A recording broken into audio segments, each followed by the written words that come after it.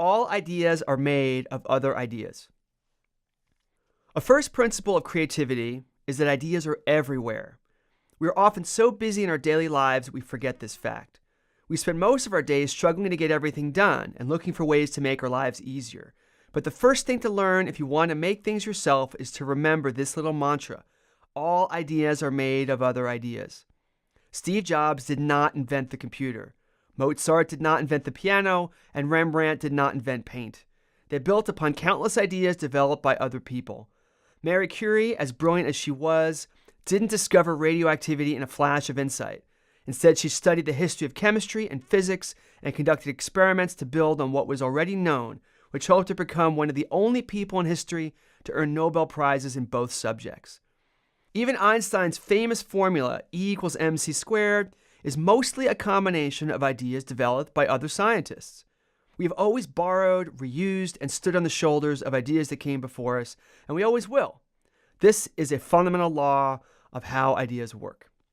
It can be hard to see this fact because by the time we experience an idea, it is often manifested in a finished movie, book, or painting. It seems complete on its own, and unless we are experts in the field, we don't see the countless references and inspirations that led to what we see.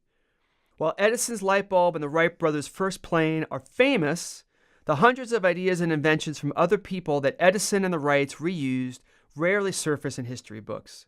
We love to lionize creators, putting them on high pedestals so we can take more pleasure in looking up at them.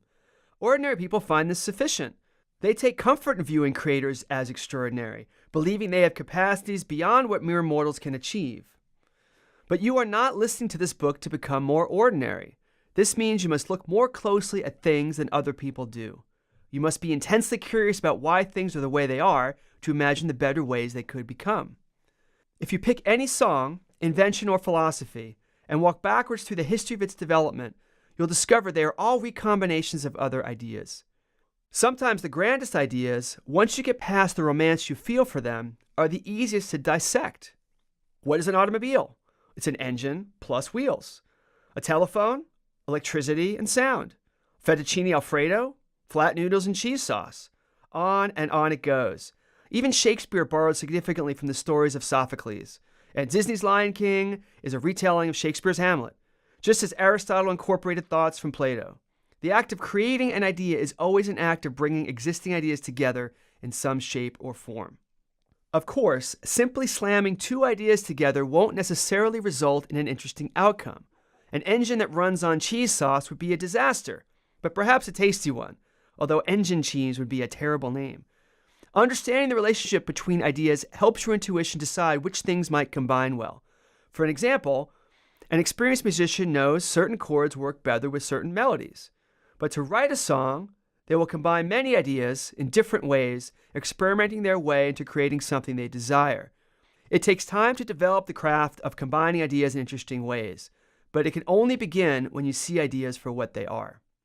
Whenever you look at a painting, watch a film, eat a meal, or even listen to a business lecture, or sit in on a meeting at work, ask yourself, what is the central idea? What ideas were combined to create this? And then ask yourself, if I rearrange these ideas, what creative possibilities can I make?